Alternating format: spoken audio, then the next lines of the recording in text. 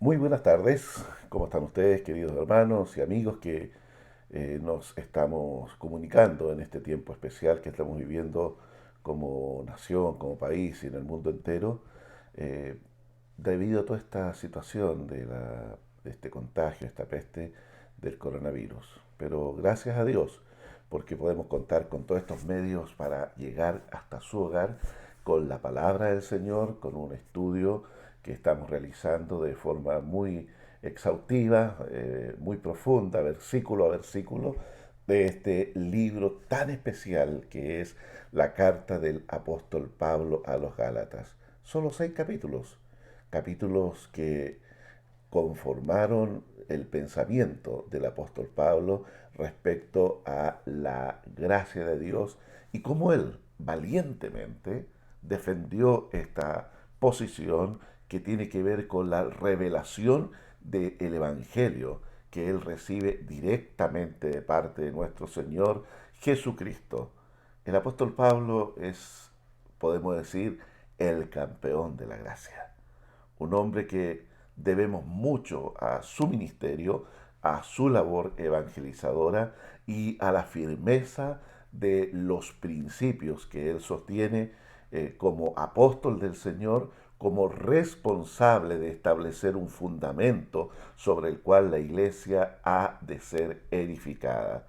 Por eso es tan importante estudiar esta carta que se piensa, y con mucha razón, que fue la primera carta que el apóstol Pablo escribe a las iglesias allí en Galacia, donde por ahí por el año 46, 47 aproximadamente, él realiza su primer viaje misionero, junto con Bernabé y comenzando con Juan Marco, quien luego muy pronto ya se devuelve a Antioquía, pero continuó Pablo y Bernabé obedientes al Señor en lo que era la evangelización de las naciones paganas, ya de aquellos que no tenían el conocimiento del Dios verdadero, del Dios de Israel en aquel entonces.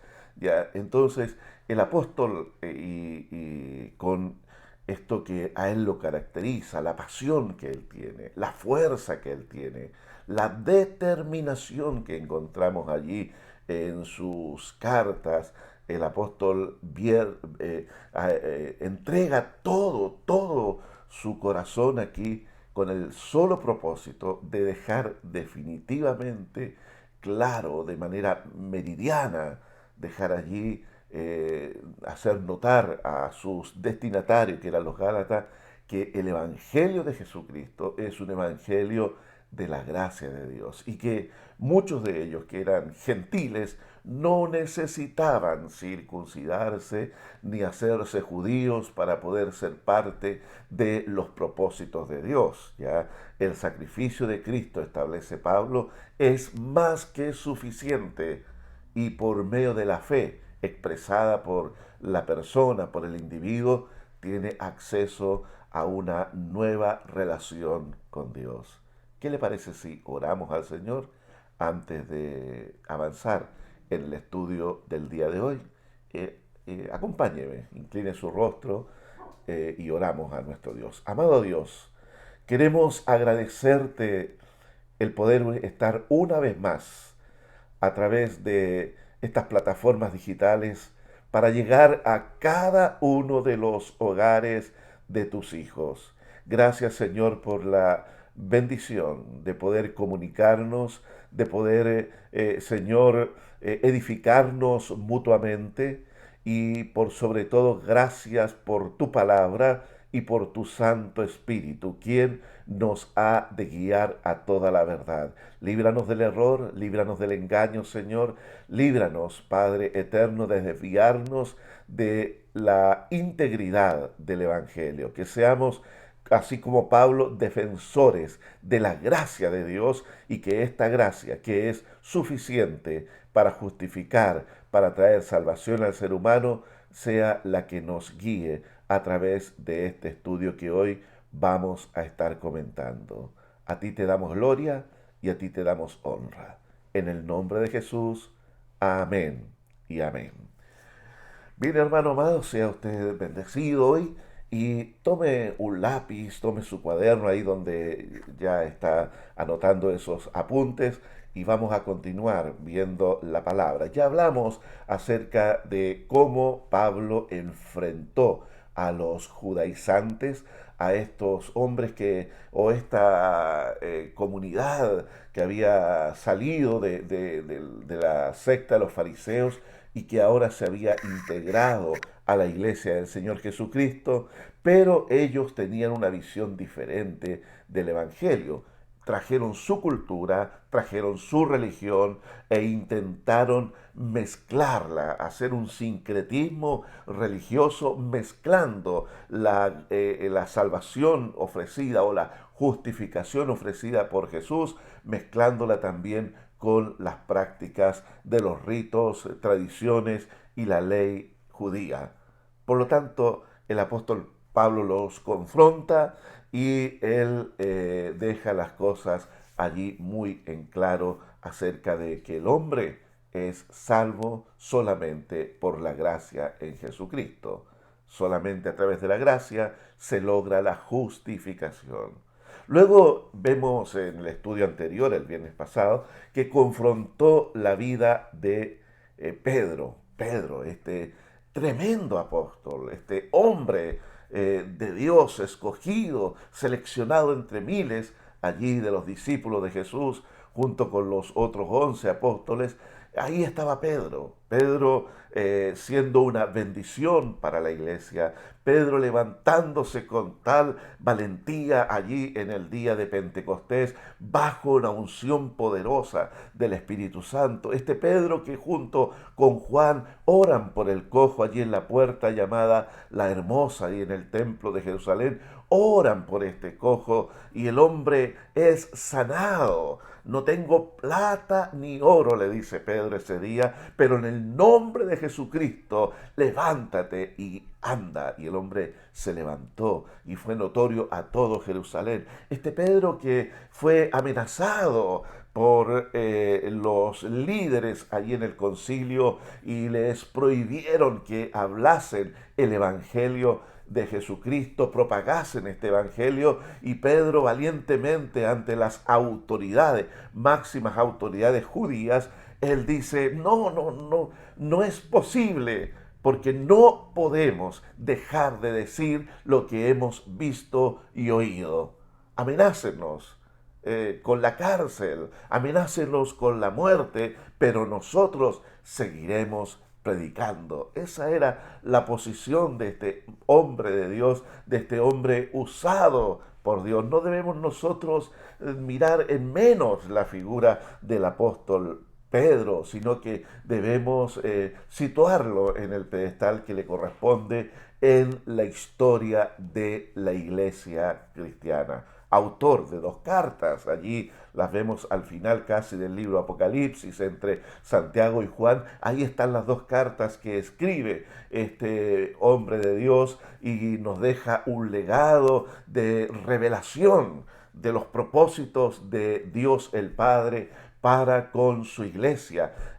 Ahí el apóstol escribe en sus cartas ya tardíamente de su ministerio, él escribe y dice que nosotros somos nación santa, pueblo adquirido por Dios, para que anunciemos las virtudes de aquel que nos llamó de las tinieblas a su luz admirable. Este apóstol, un hombre que recibe revelación, pero también como todo hombre, que no dejamos de serlo, hombre que tuvo también sus momentos de debilidad. Y es por eso que el apóstol Pablo debe confrontarlo allí en Antioquía. Pedro se había desplazado desde Judea hasta Antioquía y visitando iglesias, animando a los hermanos, y fue una bendición cuando él llega allí a la iglesia de Antioquía, una iglesia ya fuerte, consolidada, una iglesia con visión misionera. Y llega el apóstol allí para bendecir a los hermanos, para dar ánimo a la gente, para poder estar con su presencia allí, confirmando también la enseñanza, la instrucción. Y estaba en todo este proceso, compartiendo con libertad con toda la gente, cuando llegan los judaizantes que venían de Jerusalén o de Judea. Y Pablo lo dice en su carta de parte de Jacobo. Entonces, vienen hasta Antioquía estos judaizantes y provocan un serio problema porque la enseñanza que ellos plantean, Pablo la llama falso evangelio, otro evangelio. Y Pablo dice, no es que haya otro, dice Pablo, porque si yo o aún un ángel del cielo les predica otro evangelio, sea anatema. Y Pablo toma un proceder bastante duro con esta gente por el conflicto, el grave problema que estaban trayendo a la iglesia. Entonces allí Pablo dice, falsos hermanos que se introducen a escondidas, dice, en medio de la iglesia. Y estos judaizantes ejercen tal presión y tal influencia en la iglesia en Judea que Pedro, al verlos llegar a la iglesia, Pedro les tuvo temor, les tuvo miedo. Y producto de este temor, Pedro es arrastrado también a la práctica de los judaizantes. Deja de compartir con los gentiles que conformaban en gran parte la iglesia en Antioquía. ¿Por qué deja de compartir? Porque dentro de la cultura y el pensamiento judío era para un judío abominación, así de duro, juntarse con un gentil. Ellos no podían hacer tal cosa. Ellos estaban cometiendo una transgresión, un pecado que no podía ser justificado ni perdonado. No podían juntarse con los gentiles. Cosa que Pedro hacía con toda libertad. Pero una vez que llegan los judaizantes, Pedro se retraía y comienza a actuar en contra de su propia conciencia de manera extraña, de manera hipócrita.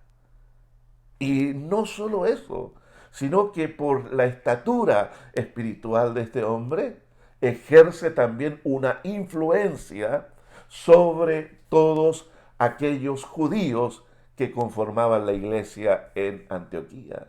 Eran menos que los gentiles, pero era un buen grupo, no insignificante. Y todos los judíos comienzan a apartarse de los gentiles. Y aún Bernabé, judío también, levita, natural de Chipre, dice la palabra, también procede y actúa de la misma manera. Entonces, esto produce una lamentable división ahí en la iglesia en Antioquía. Siempre una división va a ser algo profundamente doloroso. Deja cicatrices que cuesta mucho en el tiempo poder restaurar. Es inexplicable cómo gente cambia su proceder. Yo creo que los gentiles se preguntaban, ¿y por qué estos judíos actúan ahora de esta forma? ¿Por qué nos miran con desprecio? ¿Nos miran con sospecha? ¿Por qué no nos aceptan las invitaciones a compartir, a comer? Si antes teníamos todo ese ambiente tan especial, tan único.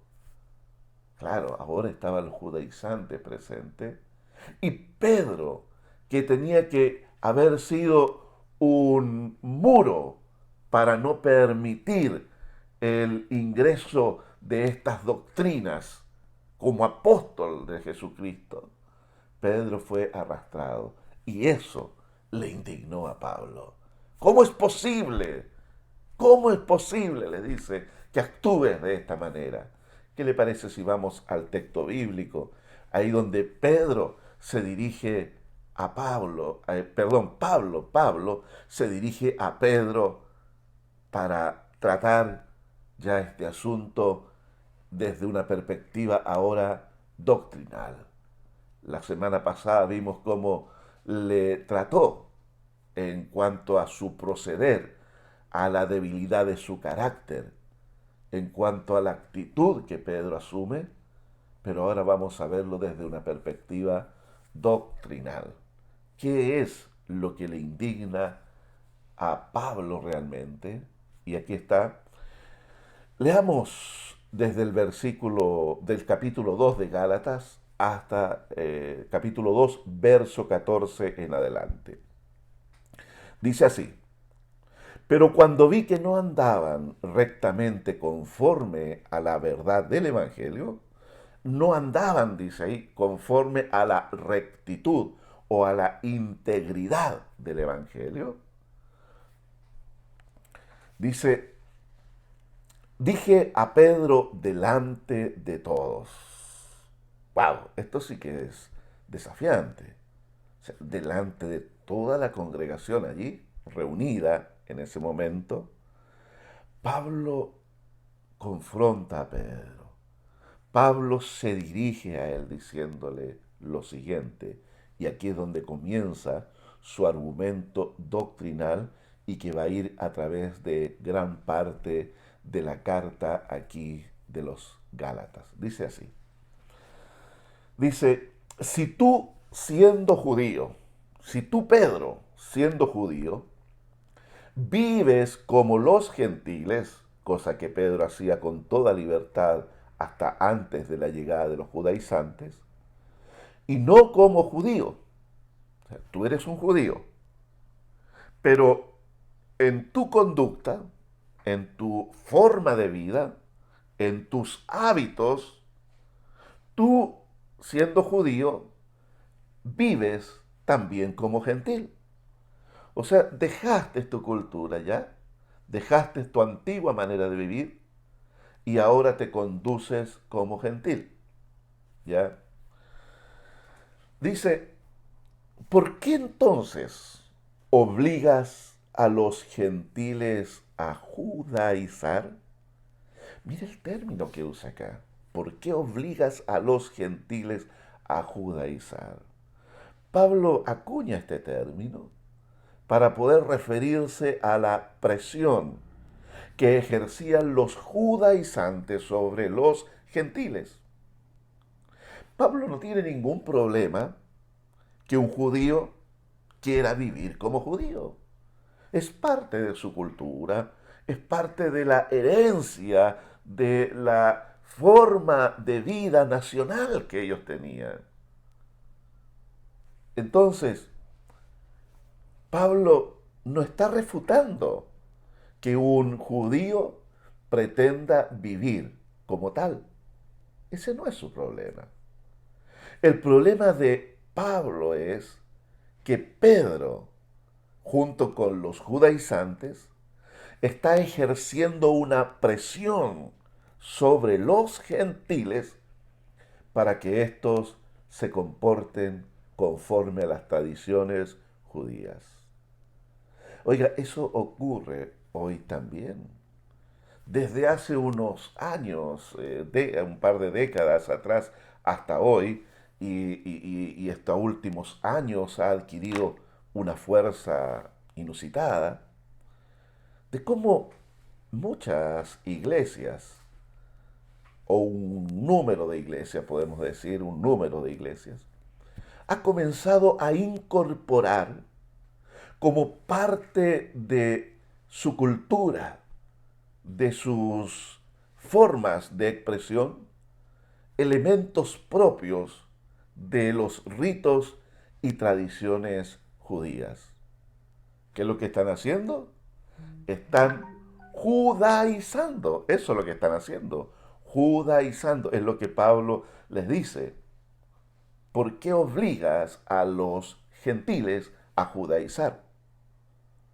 Y esta gente de hoy en día los judaizantes de este tiempo actual son bastante rígidos, son exigentes e imponen su visión y actúan de manera se dirigen de manera descalificadora hacia aquellos cristianos que no están dispuestos a transar la integridad del Evangelio de la Gracia.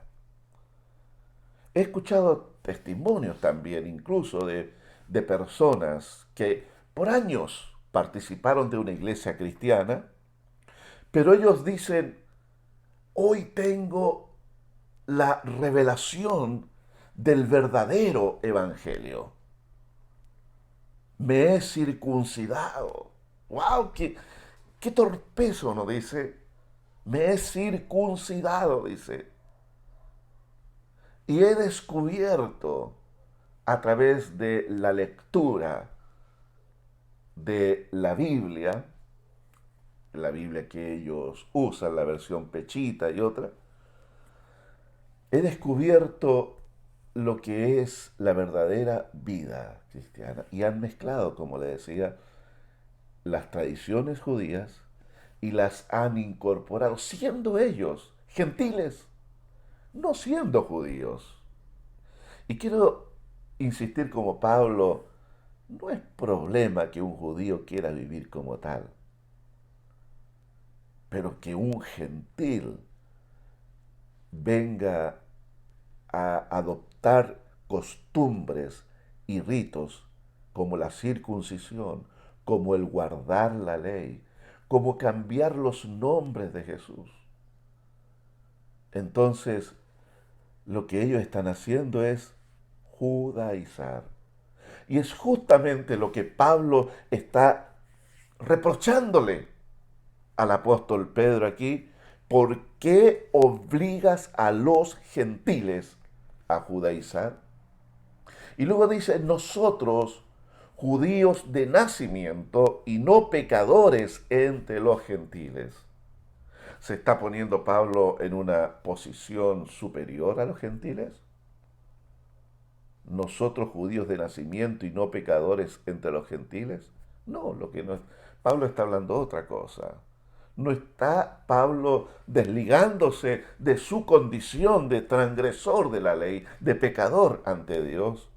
Lo que él está diciendo acá es que los judíos, teniendo acceso a la ley, ellos son librados de un estilo de vida pagano que los lleva a adorar a dioses hechos por el hombre, a ídolos, a imágenes, a dioses a semejanza del ser humano. Eso es lo que Pablo está hablando. No somos ignorantes, no somos bárbaros, no vivimos nosotros en una oscuridad, en una tiniebla espiritual. No, lo que Pablo está planteando acá, que como judíos tenemos acceso a la verdad de Dios, pero por causa de aquello asumimos una responsabilidad mayor por ser portadores de la verdad de Dios, de la ley de Dios y de los propósitos de Dios. Y sigue diciendo, sabiendo que el hombre no es justificado por las obras de la ley. ¿Cuál es la ley que está hablando? Por supuesto, la ley de Moisés. Entonces Pablo deja tajantemente establecido de que el ser humano no logra, no obtiene su justificación mediante las obras de la ley, sino por la fe en Jesucristo. Y aquí está el contraste, aquí está los conceptos que entran en colusión, que entran en conflicto. O es lo uno o es lo otro. Lo uno, que es la ley, no puede darnos la justificación, porque para poder justificarse a través de la ley de Moisés, se tiene que poner en práctica y en obediencia permanente cada uno de los mandamientos que están allí expresados en la ley de Moisés, partiendo por supuesto con los 10 mandamientos. Y luego tenemos 612 mandamientos que están expresados a través de los libros del Pentateuco, ahí en el Antiguo Testamento. Entonces, si yo como buscador de una justificación a través de la ley de Moisés, claro, puedo aspirar a aquello como propósito en la vida. Pero para eso debo tener un cumplimiento 100% de la ley. No es suficiente 90%, no es suficiente 99%, no es suficiente 99,9%, porque ese 0,1% o 0,01% me va a condenar. Porque Dios exige un perfecto o un perfecto cumplimiento de la ley, no menos que aquello. Eso es lo que Dios exige para que el hombre sea hallado justo delante de Dios. Ahora, si yo me esmero en cumplir la ley, supongamos que parta en un momento de mi vida y comience a cumplir la ley. Y la cumplo. Pero me va a condenar y me va a alcanzar aquellos pecados cometidos antes que yo me propusiera cumplir la ley. Porque el cumplimiento no es algo temporal, no es algo que me establece un plazo determinado de años y me diga, si tú entre los 20 y 25 años cumples la ley, entonces eres salvo. No, lo que me está hablando es una integridad en el ejercicio del cumplimiento de la obediencia total de la ley a través de toda mi vida. Cosa que usted y yo, por experiencia personal, sabemos que eso es imposible. Ahora, ¿me ayuda y me salva el que yo ignore la ley? ¿Que yo desconozca la ley? No, tampoco me ayuda ni me salva, porque la ley es algo que está establecido de manera absoluta y que está para regir a todo ser humano. Y cada uno de nosotros será confrontado con la ley un día. Pero vamos a ver cuál es la respuesta y la solución que Dios ofrece al ser humano. Entonces dice allí que ninguno será justificado por las obras de la ley, sino por la fe en Jesucristo. La fe en Jesucristo. Está extremadamente resumido aquí el cómo el hombre, dentro del propósito de Dios, dentro de la revelación de la misericordia de Dios, el hombre puede alcanzar la justificación por la fe en Jesucristo. Vamos a dejar ahí eso porque vamos a profundizar un poco más adelante. Sigamos leyendo. Nosotros también, Pablo sigue dialogando ahí con el apóstol Pedro, nosotros también hemos creído en Jesucristo. Cuando dice nosotros se refiere a la nación judía o a los judíos que habiendo creído en Jesucristo, dice, para ser justificados por la fe de Cristo, no por las obras de la ley, por lo cuanto, por las obras de la ley, nadie será justificado. Nadie. O sea, aquí es categórico el apóstol Pablo y nosotros debemos entender que estamos leyendo la palabra de Dios. Esta palabra que fue revelada a los apóstoles por el Espíritu Santo de Dios, como dice ahí en el libro de Timoteo, segunda carta, capítulo 3, verso 16, toda la escritura es inspirada por Dios. Toda.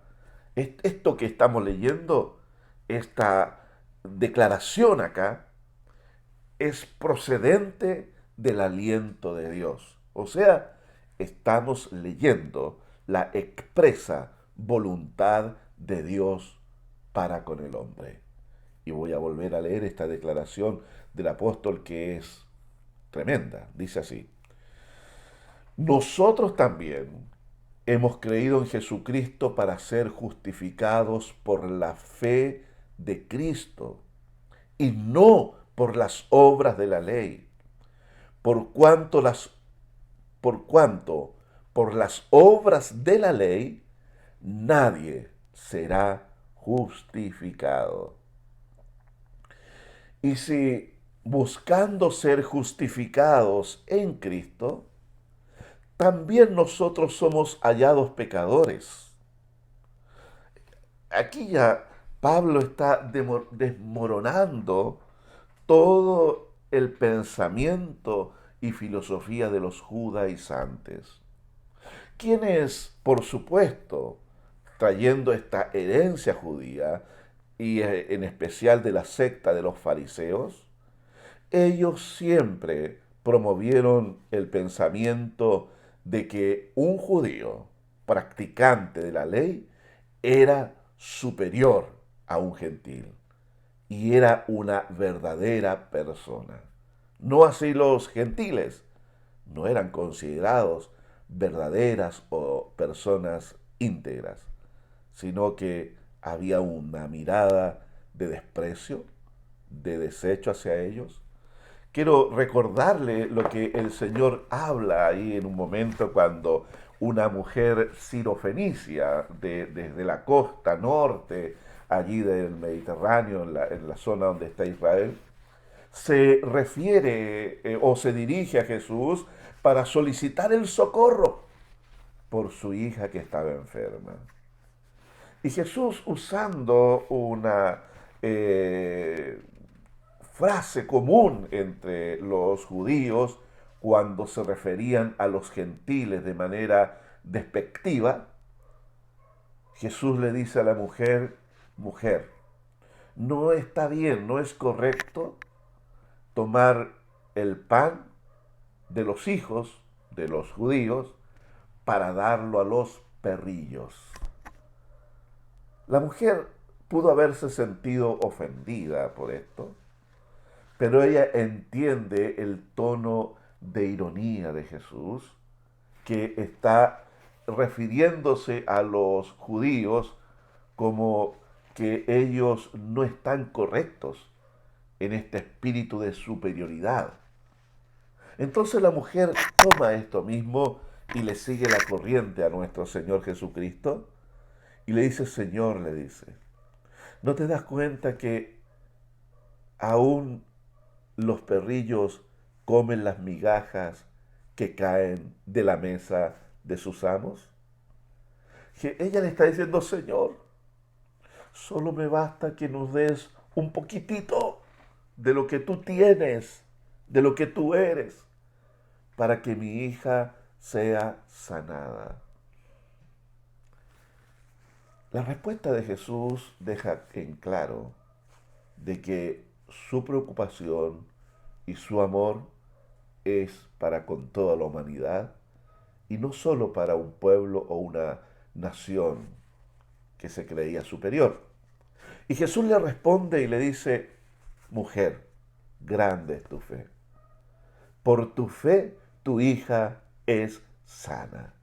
Y recibió la mujer la bendición del Señor. Entonces aquí en Gálatas el apóstol le está diciendo a Pedro: si tú y yo buscamos la justificación a través de Cristo Jesús y no a través de una supuesta posición privilegiada ante Dios, como muchos de los judíos promovían entonces, de que cuando viniera el Mesías, ellos creían, el Mesías iba a tomar posesión y gobierno desde el monte de Sión. Y que todos los gentiles de la tierra iban a ser humillados e iban a ser subyugados bajo el gobierno de mesiánico, donde ellos como nación tenían una posición privilegiada y protagónica. Miren, piensen esto nomás. Como ese día que iban camino a Jerusalén, cuando el Señor les había hablado hacía tan poco que el Hijo del Hombre iba a ser entregado, que iba a ser muerto y que después al tercer día iba a resucitar. Ellos estaban convencidos de que Jesús era el Mesías prometido. Entonces, camino a Jerusalén, la madre de los hijos de Zebedeo, estamos hablando de el apóstol Juan y el apóstol Santiago, se acerca con una petición a Jesús y le dice: Señor, permite que cuando estemos en tu reino. ¿De qué está hablando esta mujer? Está hablando de que una vez que ellos lleguen a Jerusalén, el Mesías iba a tomar el poder y la autoridad e iba a comenzar a gobernar. Entonces le dice: permite que cuando estemos en tu reino, mis hijos, uno esté a tu diestra y el otro a tu siniestra, uno a la derecha y el otro a la izquierda. Ese es el pensamiento de la cultura judía. Jesús como Mesías reinando desde Jerusalén, junto con, según la petición de la madre de estos jóvenes, junto con Santiago a su lado y a su otro lado Juan y los demás apóstoles. Entonces, eso estaba impregnado en el pensamiento judío. Ellos iban a gobernar, porque ellos eran una raza especial, una nación santa, un pueblo escogido por Dios. Y claro que todo eso está ahí en el Antiguo Testamento. Pero debemos recordar lo que dice Pablo también ahí en 1 Corintios en el capítulo 1. Dice: si los príncipes de este siglo, hablando de los gobernantes allí en Israel, en el tiempo de la venida del Mesías de Jesús, hubiesen sabido quién era Jesús, no habían procedido de la manera que lo hicieron. Pero no supieron de la visitación, tal como nuestro Señor se lamenta allí mirando hacia Jerusalén diciendo: Jerusalén, Jerusalén, ¿cuántas veces quise juntarte como junta la gallina a los polluelos bajo sus alas?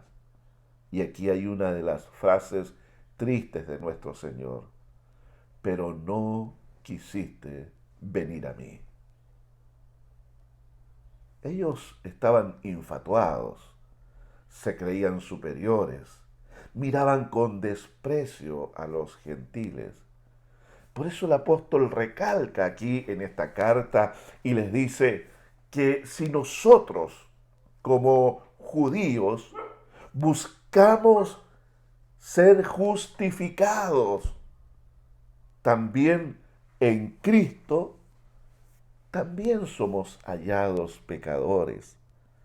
O sea, la verdad, Pedro, estamos al mismo nivel que los gentiles.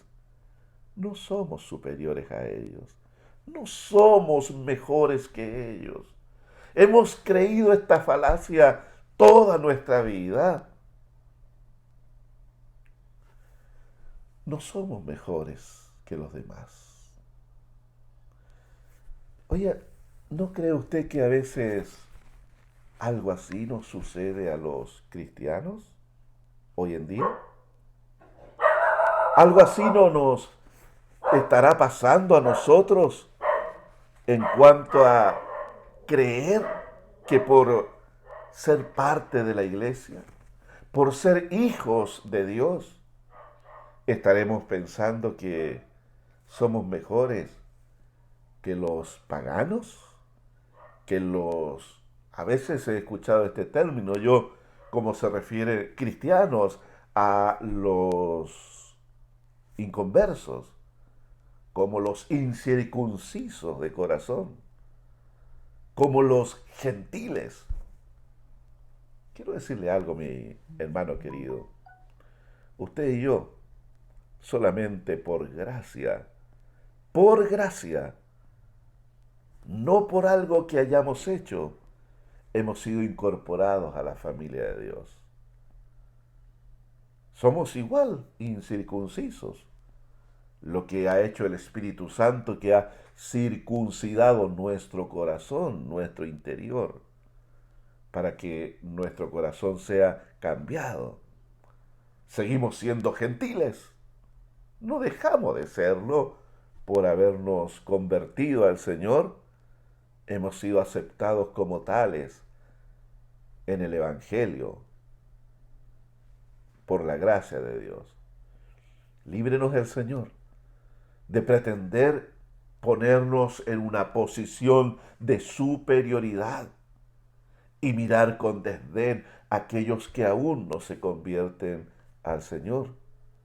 Mirémoslos con misericordia y seamos diligentes en anunciarles el Evangelio de la salvación para que ellos también puedan, por la gracia de Dios, tal como ha ocurrido entre usted y yo, podamos acceder a ser parte de la familia de Dios. Los judíos tenían esa visión de superioridad y a la vez de menosprecio hacia los gentiles. Entonces el apóstol le dice, nosotros también somos hallados pecadores. Ahora dice, ¿es por eso Cristo ministro de pecado? ¿Es por eso Cristo un promotor del pecado? En ninguna manera, le está diciendo Pablo, en ninguna manera, o sea, absolutamente no, así de categórico, es lo que Pablo está diciendo allí. Absolutamente no. Porque si las cosas que destruí, las mismas vuelvo a edificar, transgresor me hago, le dice el apóstol.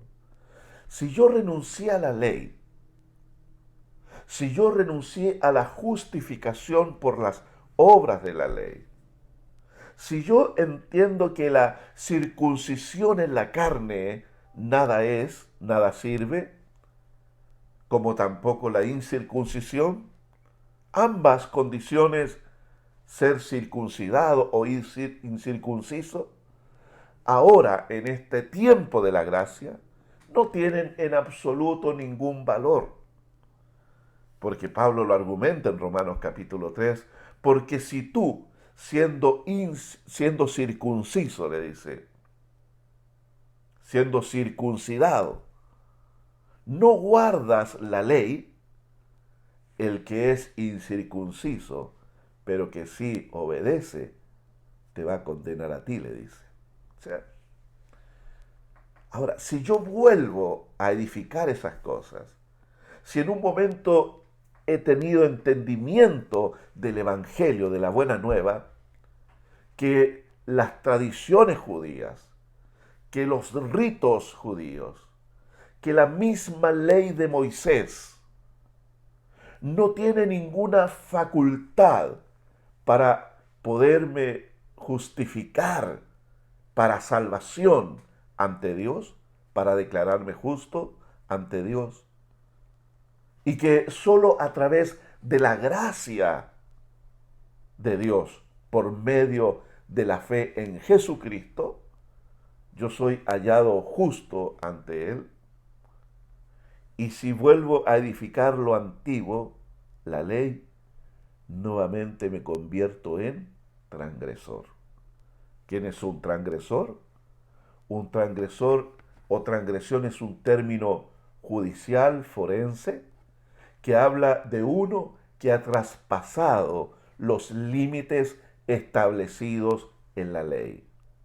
Mientras se mantengan los límites establecidos por la ley, es hallado justo porque está cumpliendo la ley. Pero una vez que traspasa los límites establecidos por la ley, se convierte en un transgresor. Y en el juicio, el transgresor va a ser hallado culpable. Entonces, habiendo experimentado la gracia, es lo que Jesús le está diciendo, Pedro, tú que experimentaste la gracia, tú que tienes entendimiento de que el sacrificio de nuestro Señor Jesucristo es absolutamente suficiente para otorgarnos a nosotros la justicia de Dios, para hacernos justos ante Él, ¿cómo ahora tú quieres volver a darle valor a aquello que Jesús ya anuló con su muerte en la cruz? ¿Cómo le vas a dar valor a aquello nuevamente? Porque si vuelves a darle valor y vuelves a poner en práctica, comienzas nuevamente a vivir como un judaizante y que busca justicia a través de las obras de la ley, te conviertes en un transgresor. Tú estás traspasando los límites. Ya no eres hallado justo, sino que eres hallado culpable ante Dios. Y dice el versículo 19, porque si yo, Gálatas 2:19, porque si yo por la ley soy muerto para la ley a fin de vivir para Dios. Y aquí viene este versículo que es tremendamente conocido. Con Cristo estoy juntamente crucificado. Ya no vivo yo, mas vive Cristo en mí.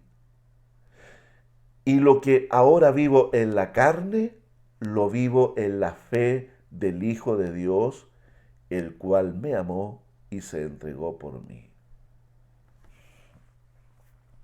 ¿Qué es lo que nos está planteando aquí en el contexto de este conflicto de la ley y la gracia? Siempre hemos usado o mayormente hemos utilizado este versículo para evangelizar, para hablar de la vida cristiana, de cómo aquí está revelado cómo debe vivirse la vida cristiana.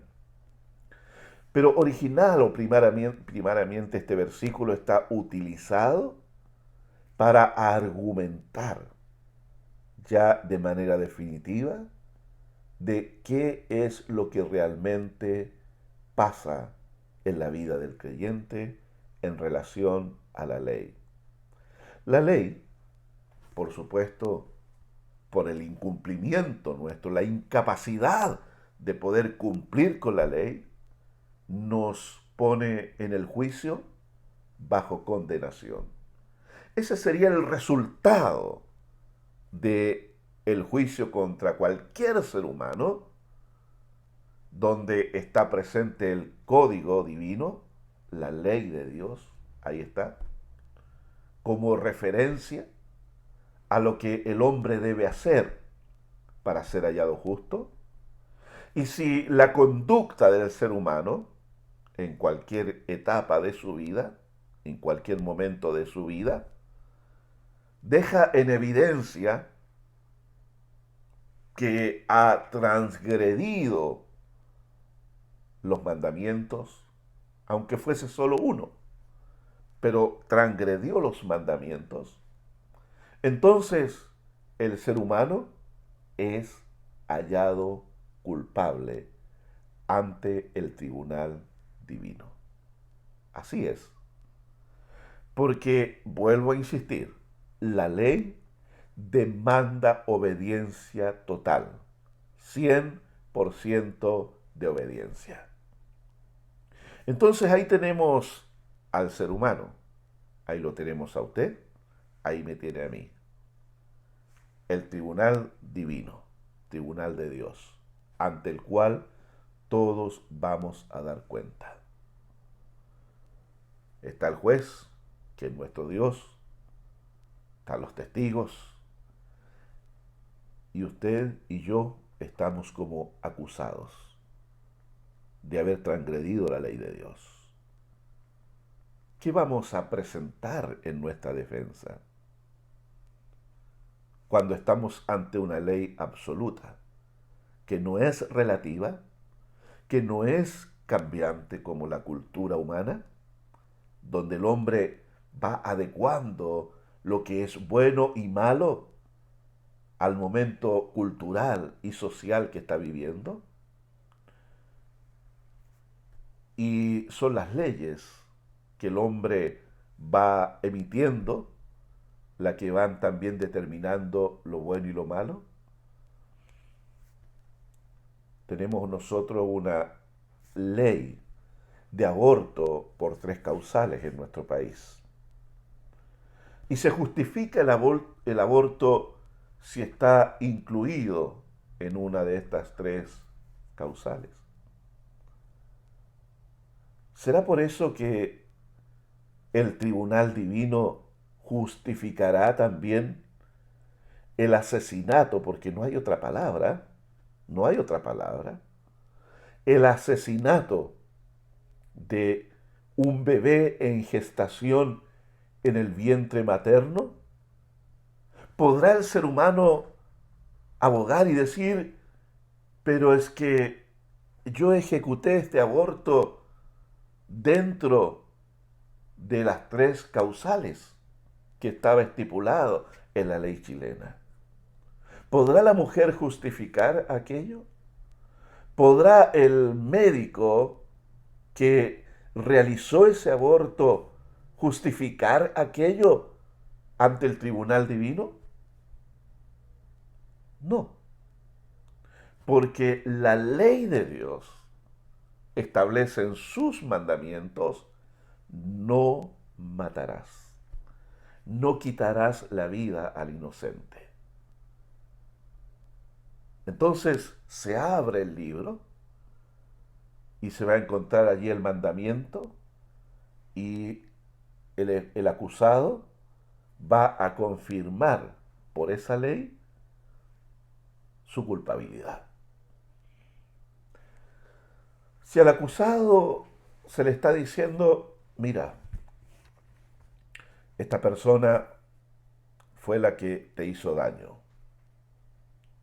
y tú escogiste el amargarte, tomaste el camino de la venganza y no estuviste dispuesto a perdonar al ofensor, ¿podrá justificar el acusado su respuesta de venganza y amargura por la magnitud de la ofensa cometida? ¿Por el daño realizado por por el que le causó la herida? Y podrá decir el ofensor, pero es que yo fui el que estuve allí, yo fui el herido, yo fui el dañado, yo fui la víctima. La ley divina se va a abrir y va a decir allí de que si no fui yo capaz de perdonar de todo corazón la ofensa, tampoco Dios el Padre me podrá perdonar a mí. Esas son las palabras de nuestro Señor Jesucristo, que Él las emitió. Y usted podrá decir, pero es que en la ley dice ojo por ojo, diente por diente. No. Oísteis que fue dicho, mas yo les digo. Las palabras de nuestro Señor, siendo Dios, siendo legislador supremo, tienen validez de ley. Entonces, si nosotros nos encontramos ante el tribunal de Dios y vamos a acogernos a la ley para que a través de la ley pretendamos justificarnos ante Dios, lo único que se va a confirmar allí de que somos transgresores de la ley. Y como transgresores de la ley, lo que vamos a recibir como pago será muerte eterna. Romanos 6:23. Mas la paga del pecado es muerte. Romanos 3:23. Por cuanto todos pecaron, están destituidos de la presencia de Dios. Esa es la sentencia de la ley. Pero les leía yo acá Gálatas 2:20, donde dice, con Cristo estoy juntamente crucificado. Usted puede leer más ampliamente esto en Romanos capítulo 6, pero voy a remitirme aquí a este pasaje, a esta frase de Gálatas 2:20. Con Cristo estoy juntamente crucificado. ¿A qué está haciendo referencia aquí el apóstol Pablo? ¿A qué se está acogiendo el apóstol Pablo? Él está dejando de lado la justificación por la ley. Lo que Pablo está diciendo, lo siguiente, mire, escuche esto. Él está hablando de que Cristo muere en la cruz del Calvario. Fue crucificado, experimentó allí la muerte. ¿Por qué experimentó la muerte? Porque Él, a través del ofrecimiento de su vida, a través del sacrificio allí, como dijo Juan el Bautista, he ahí el Cordero de Dios que quita el pecado del mundo. Ya no era un cordero que el hombre traía en el sistema antiguo de la ley. Ya no era un cordero que el hombre ofrecía a Dios. Y ese cordero, al ser sacrificado y al ser derramada la sangre inocente de ese animalito, podía cubrir los pecados que el hombre había cometido. ¿De dónde viene esto? Viene de Israel en Egipto, la noche de lo que recordamos como Semana Santa.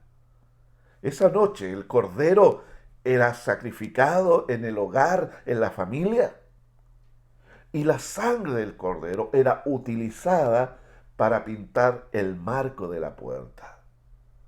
Cuando el ángel pasó esa noche trayendo el juicio de Dios sobre la nación, nadie de los que estaban al interior de esa casa, donde se había sacrificado el cordero, donde se habían pintado el marco de la puerta con la sangre del cordero, muere allí. ¿No es que no hubo juicio sobre esa casa? Claro que lo hubo. Así como lo hubo en la casa de los egipcios. Hubo juicio en esa casa. Pero en esa casa derramó la sangre o experimentó la muerte un inocente, que fue el sustituto por el primogénito de esa casa. Nadie se libra del juicio de Dios. Nadie. No es que Dios ignore el pecado de alguno, de ninguna manera. Entonces cuando Pablo dice, con Cristo estoy juntamente crucificado, Pablo está diciendo, la sentencia que la ley trae sobre el pecado Yo la experimenté. ¿Pero cómo? La experimenté en el momento que Cristo dio su vida derramando su sangre por mí en la cruz del Calvario. Él es nuestro sustituto. Él a quien se le atribuye allí y se pone sobre su ser el pecado de toda la humanidad. Cristo Jesús murió por usted y por mí en el Calvario, no siendo un transgresor de la ley, como cita Pablo en 2 Corintios 5:21, al que no conoció pecado. Ese era nuestro Señor. No conoció, no se involucró, no practicó el pecado. O sea, está hablando que no transgredió la ley. Cumplió la ley a cabalidad. Cumplió la ley al 100%. Vivió una vida justa. Uno de los nombres de Jesús es el justo. El justo. Y el centurión lo reconoce estando a los pies de la cruz. Y mira hacia lo alto y dice, varón justo. El preso que está muriendo al lado de Jesús le dice al otro que se burlaba, cállate. Nosotros padecemos por culpa de nuestros propios delitos, pero este no ha cometido injusticia, pecado alguno. Y ahí le dice Jesús, acuérdate de mí cuando vengas en el reino. De cierto te digo, hoy estarás conmigo en el paraíso, le dijo a Jesús. Ese hombre fue salvo por la gracia de Dios. Entonces, como nosotros podemos ver y podemos nosotros entender que la gracia de Dios, el poder de Dios se manifiesta sobre la humanidad a través de la muerte de Jesús. Él pagó todas tus transgresiones, muriendo en la cruz como uno que pecó ante Dios. Pagó por tus transgresiones, pagó tus deudas, mis deudas ante Dios. Por eso el apóstol dice, con Cristo estoy juntamente crucificado y ya no vivo yo, sino que vive Cristo en mí. Este Jesús que pagó, luego el Padre lo resucitó de entre los muertos a una vida nueva.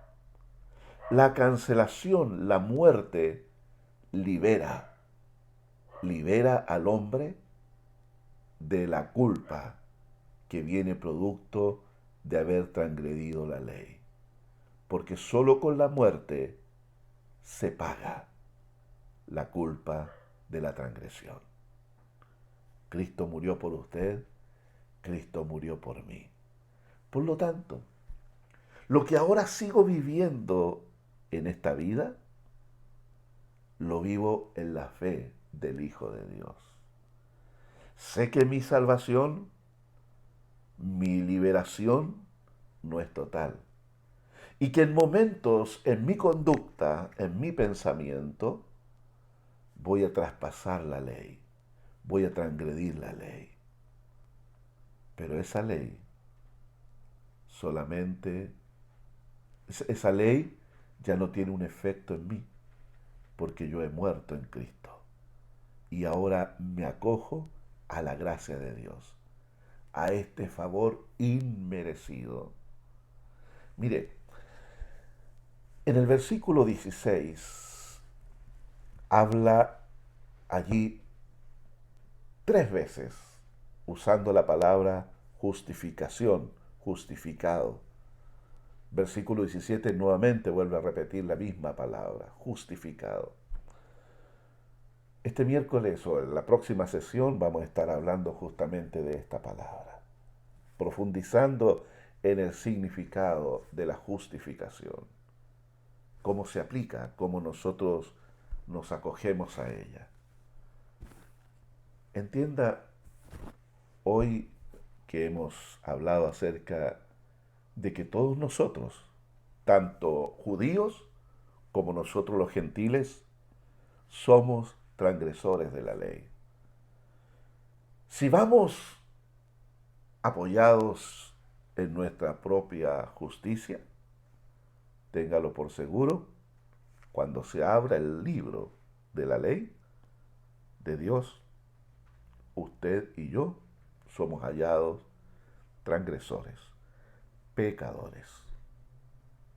Pero cuando nos escondemos en Cristo, cuando participamos juntamente con Él de su muerte y de su resurrección, esto se hace por medio de la fe, donde yo declaro que Él muere por mí, donde yo declaro que creo que su sacrificio es suficiente para mi salvación, donde Él pagó todas mis deudas y yo por la fe en Él acepto ese sacrificio sustituto como mi propia muerte, entonces soy hallado justificado ante Dios.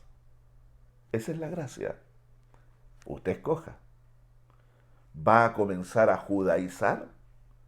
¿Va a volver a levantar aquello que la gracia destruyó? ¿O va a mantenerse en la integridad de la verdad de Dios, que es el Evangelio de Jesucristo, revelado por nuestro Señor mismo al apóstol Pablo, y que lo encontramos aquí y en sus cartas? Oremos al Señor. Amado Dios,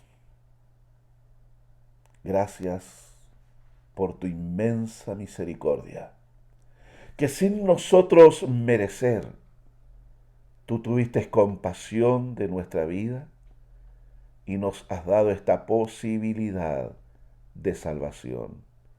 Ayúdanos, Señor, a caminar en tu luz y en tu verdad. Líbranos de pervertir el Evangelio. Líbranos de enredar el Evangelio con las obras de la ley, sino que vivir bajo esta revelación de la gracia de Dios. Ayúdanos a tener fe, ayúdanos a depositar nuestra total confianza en la persona de tu Hijo y en su obra en la cruz por nosotros. Gracias por ser justificados ante Dios. Gracias porque ante el tribunal divino nada se hallará en contra nuestra, porque nuestro Salvador Jesucristo ya pagó por todas y cada una de nuestras transgresiones. Gracias, Dios. A ti te damos la gloria y a ti te damos la honra, hoy y siempre. En el nombre de Jesús. Amén. Dios los bendiga y que traiga más y más entendimiento para que vivamos en esta vida en la certeza y en la confianza de que hemos sido redimidos. Redención es el pago por la deuda. Cristo lo pagó. Hemos sido redimidos por la gracia, por la obra de Cristo Jesús. Que Dios nos ayude a mantenernos fieles al Señor, creyendo a su Evangelio. Descanse. Dios le bendiga mucho.